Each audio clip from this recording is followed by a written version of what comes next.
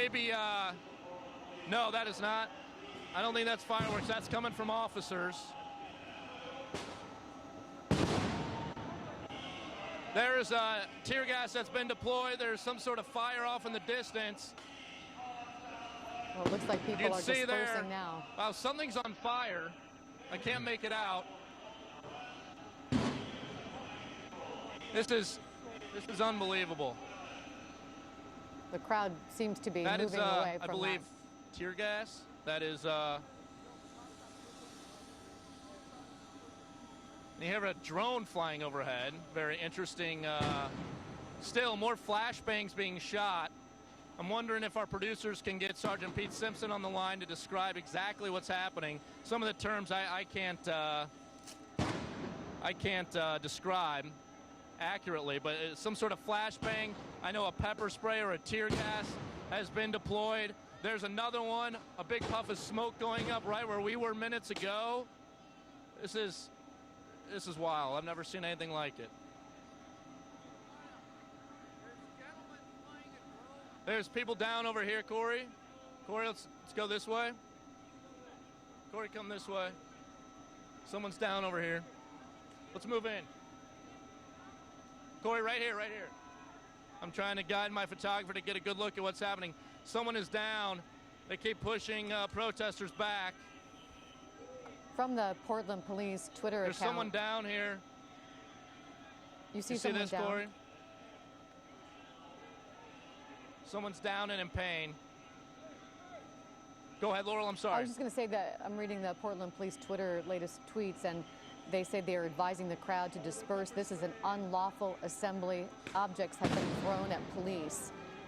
So they've obviously changed their strategy that they had earlier and are taking a much more aggressive view of this.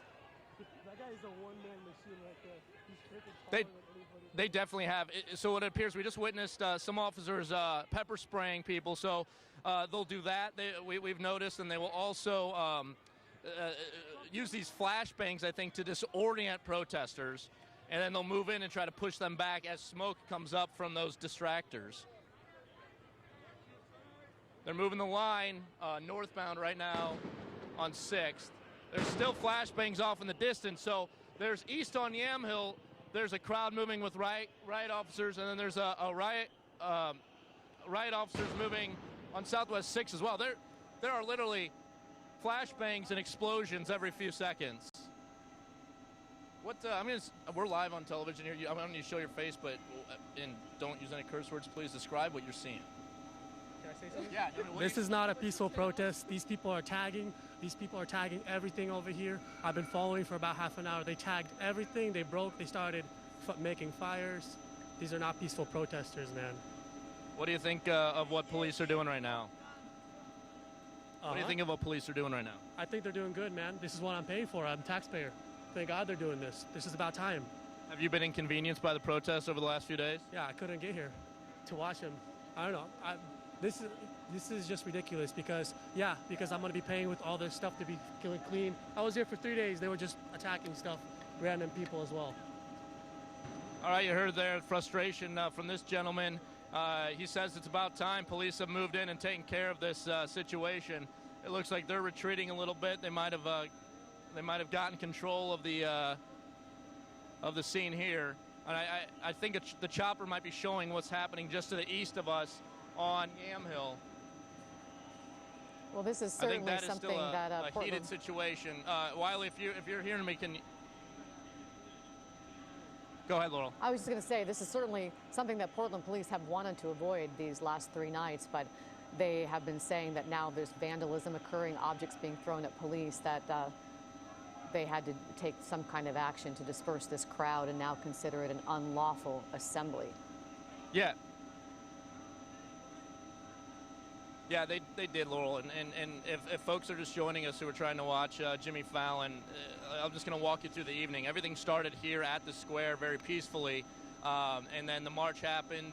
They went over the bridges. They headed over to the east side. We saw them engage with some drivers. That wasn't good. From there, they went to Holiday Park, and that's kind of where this turned into more of a protest led by the anarchists and not so much Don't Shoot Portland and Black Lives Matter. And from there, after Holiday Park, protesters moved on to Broadway and destroyed numerous cars at a dealership there, using cinder blocks, using baseball bats, jumping on cars. You saw Dave Northfield's live report. And then from there, they marched over the Broadway Bridge and into the Pearl. And that is when things escalated even more. Anarchists in masks took baseball bats to just about every window up and down Lovejoy. It was unreal. We watched as frightened employees of some of these businesses that were vandalized were inside, as masked men and women were just beating the daylights out of the windows and just tearing the place up. And it was at that point, just minutes later, that our crew was attacked by some of the anarchist protesters. They took a baseball bat to the back of our camera, fortunately just hitting the battery, so the camera's okay. And that is exactly when some of the other protesters, some of these Black Lives Matter and Don't Shoot Portland protesters who have been following for days and weeks, came to our defense and kind of pushed everyone back and got the anarchists out of there. And then it was, I'd say, probably half hour later that they were met by riot officers the first time, and now this incident here. And here you go. You have paramedics arriving on scene, I think, to tend to this protester who's down on the opposite side of the street. So this is a pretty difficult situation. You still have a few protesters on the other side who are very upset about what happened, but you do have police officers tending to this protester who's on the ground. It appears that there's a paramedic as well.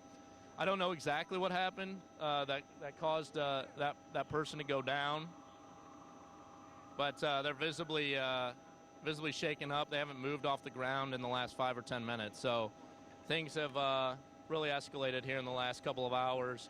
Portland police have had enough, really. We've talked a lot today and yesterday about the hands-off approach. Mm-hmm. They gave protesters a lot of freedom. They took the interstates. They took the streets. But today, as anarchists entered the crowd and started vandalizing business after business after business, police had to do something, and they have. Well, I'm sure it's safe to say this has spiraled into something the initial demonstrators didn't ever want to see.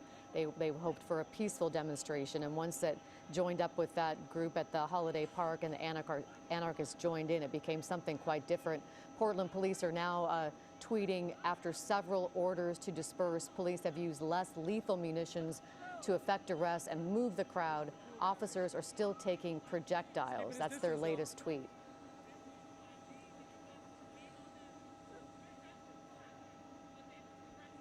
I'm sorry, say that again, Laurel. I missed